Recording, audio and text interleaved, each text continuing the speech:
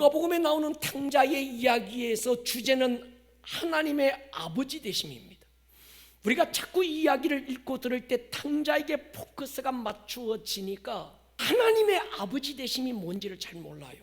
여러분, 이 이야기를 깊이 한번 읽어보면요, 이 아버지가 이 아들이 아버지를 떠나겠다고 할 때 아들이 아버지를 떠나면 어떻게 될 거라는 걸 몰랐을까 하셔서요. 더 분명한 이유가 있다면 이 아들이 어떤 모습으로 돌아올지라도 아버지의 사랑이 조금도 변치 않으실 아버지 자신의 사랑에 대한 어떤 확신이 이 아들의 떠남을 허락하고 있습니다. 이것이 하나님의 아버지 되심이라는 겁니다.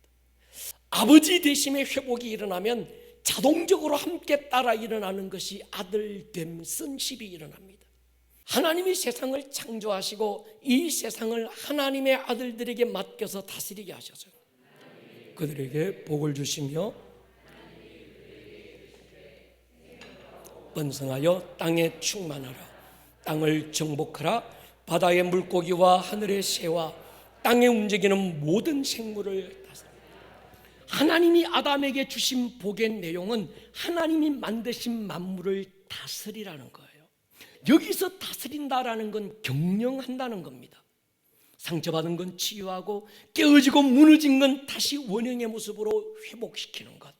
아담을 하나님께서 창조하시고 아담에게 하나님이 창조하신 모든 만물을 하나님의 뜻대로 경영할 수 있는 권리를 주셨습니다. 그런데 안타깝게도 이 권리가 마귀에게 빼앗기지요. 경영권이 마귀에게 넘어가면서 이 모든 만물이 함께 저주받기 시작합니다. 마지막 아담으로 오신 예수님, 마귀의 머리를 밟으시고 첫 아담에게 빼앗겼던 그 경영권을 다시 찾아서 하나님의 아들들에게 쥐어주셔서요, 요한복음 1장 12절에 영접하는 자 곧 그 이름을 믿는 자들에게는 하나님의 아들들의 권세, 경영권을 주셨다. 베드로는 이것을 왕같은 제사장이라고 불렀습니다. 여러분, 저와 여러분들은 하나님의 아들들입니다. 생각해 보십시오. 내가 구원받고 하나님의 자녀가 되는 순간에 나를 그 좋은 천국으로 데려가지 않고 이 땅에 남겨두신 이유가 뭘까? 이게 부르심이라고 얘기하는 겁니다. 이 부르심을 우리는 킹십이라고 부르는 겁니다. sonship, 하나님의 아들됨의 회복. 킹십, 아들들에게 주어진 권세와 능력의 어떠함.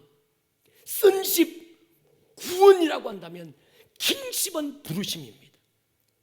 베드로가 선포했던 것처럼 너희는 왕같은 제사장이라고 할 때 왕은 킹십을 말하고 제사장은 sonship, 예배자를 말하는 거죠.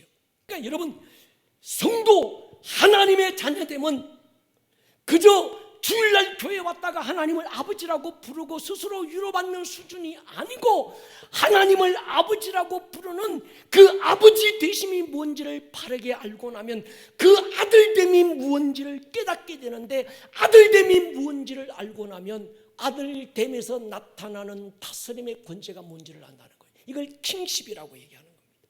sonship 위에서 우리가 믿음의 두 손을 높이 들고 할렐루야,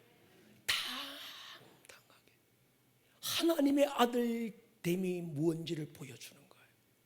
저는 만물이 복종할 줄로 믿습니다. 영적 기류가 달라질 줄로 믿습니다.